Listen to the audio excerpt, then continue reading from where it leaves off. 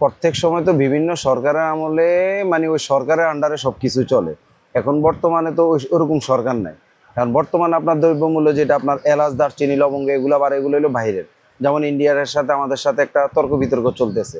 আর বেশিরভাগই মশলা আসে এখন আপনার ইন্ডিয়ার থেকে। ইম্পোর্ট যদি বন্ধ হয়ে যায় বা ইম্পোর্টের জন্য যে ট্যাক্স বাড়াচ্ছে এই জন্য এগুলোর দামটা একটু বাড়তি। আর আমাদের দেশেই যে পণ্যগুলো এগুলো আগের তুলনায় অনেক কম, অনেক অনেক কেজি প্রতি আপনার 10 টাকা, 15 টাকা, 20 টাকা কম। আর ঈদুল আজহা উপলক্ষে যে মালগুলা ওগুলার দাম কিছুটা বাড়তি, যেমন এলাচ, জিরা এগুলোর দাম একটু বাড়তি। আর বিভিন্ন জাতীয় যেমন দ্রব্যমূল্য আপনার ডাউল, চাউল, চিনি এগুলোর দাম অনেক কম, সাশ্রয় অনেক কম। আদা, রসুন এগুলোও আগের তুলনায় আপনার অনেক কম। যেমন এলাচ ছিল আপনার সবচেয়ে ভালো এলাচ ছিল আপনার 4,500 আগে, 4,000, 4,500 টাকা কেজি। বর্তমানে 5,000, 5,200, 5,700 কোয়ালিটি হিসাবে 3-4টা কোয়ালিটিও এরকম। আপনার দারচিনির দাম কেজিতে বাড়ছে, কাজু বাদামের দাম কেজিতে 100-150 টাকা বাড়ছে, কাঠবাদামের দাম বাড়তি। আগে ছিল আপনার 1,650 টাকা, এখন হলো 1,710 টাকা। বাকি সব মালে স্বাভাবিক আছে, আগের রেটের তুলনা মানে অনেক কম। আগের তুলনায় এখন দাম অনেক কম। যেমন আমি একটু আগে রসুন আনছি, গত সপ্তাহের তুলনায় এই সপ্তাহে আরও 10 টাকা কম কেজিতে।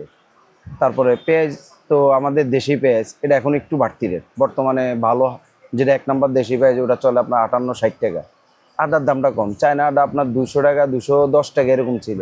ওই আদা আপনার 160 টাকা, 140 টাকা এরকম।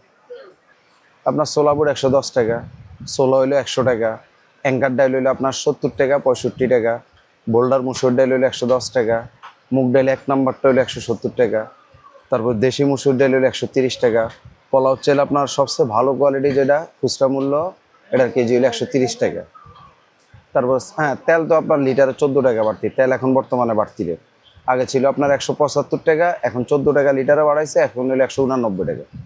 প্রত্যেক সময় তো বিভিন্ন সরকারের আমলে মানে ওই সরকারের আন্ডারে সব কিছু চলে। এখন বর্তমানে তো ওরকম সরকার নাই। কারণ বর্তমানে আপনার দ্রব্যমূল্য যেটা আপনার এলাচ, দারচিনি, লবঙ্গ এগুলো আবার এগুলো হলো বাইরের। যেমন ইন্ডিয়ার সাথে আমাদের সাথে একটা তর্ক বিতর্ক চলতেছে। আর বেশিরভাগই মশলা আসে এখন আপনার ইন্ডিয়ার থেকে। ইম্পোর্ট যদি বন্ধ হয়ে যায় বা ইম্পোর্টের জন্য যে ট্যাক্স বাড়াচ্ছে এই জন্য এগুলোর দামটা একটু বাড়তি। আর আমাদের দেশেই যে পণ্যগুলো এগুলো আগের তুলনায় অনেক কম, অনেক অনেক কেজি প্রতি আপনার 10 টাকা, 15 টাকা, 20 টাকা কম। আপনার বিগত সরকারের আমলে আমরা যে পণ্য বিক্রি করছি ওই দামটা এখন বর্তমানে নাই। চায়না আদা আমরা 250, 270 টাকা বিক্রি করছি, ওই চায়না আদা এখন 150 টাকা, 160 টাকা। আপনার চিনি 140-50 টাকা বিক্রি করছি, এখন ওই চিনি হইলে আপনার 115 টাকা।